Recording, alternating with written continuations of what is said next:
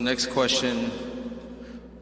We have enormous debt and we owe the government for school loans, taxes.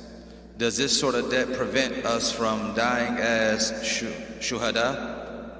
And what would you advise us to do? Well, you gotta give me the hard ones, man. Alhamdulillah wa salatu wassalam ala rasulillah.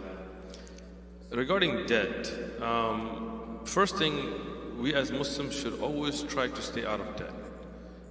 People that have enormous debts personally. So I think the question is really referring as a government as well, right? As a society.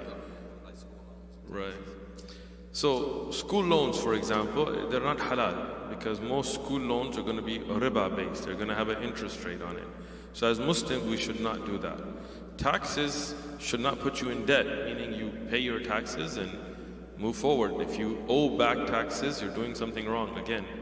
So as Muslims, we should be always living a life that is debt-free to the best of our ability. And I know somebody will like, oh, the Prophet ﷺ, he died and he had, I mean, Rasulullah ﷺ didn't take debt so he could buy big TVs and big cars.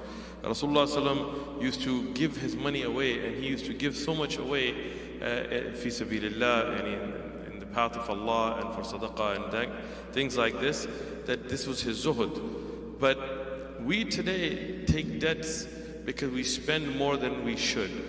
And that's something we should not do as Muslims. As Muslims, we should be independent financially. And if you cannot afford something, not everybody needs to have the latest iPhone or the latest cars. Spend within your means so you're not in debt.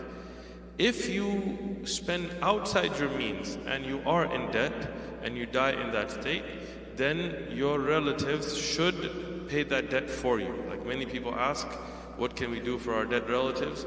Instead of gathering people and reading Quran in 10 minutes, finishing the Quran from how? Instead of those kinds of things, if you can take money and pay off those debts, this is what you should do. Now there is like some debt that is out of your control. Let's say you tried your best in life and you were unable to, even though you did your best, you ended up with some kind of debt. We hope from Allah subhanahu wa ta'ala that Allah subhanahu wa ta'ala will forgive us and have His mercy upon us and enter into Jannah anyway. But the fact that even the shuhada are barred from Jannah until their debts are paid, the fact that we have sahih ahadith where Sahaba came in the dreams of other Sahaba and told them that pay off my debt, even though they were shuhada, does tell us that we as Muslims should stay debt-free. We should always try our best to live within our means.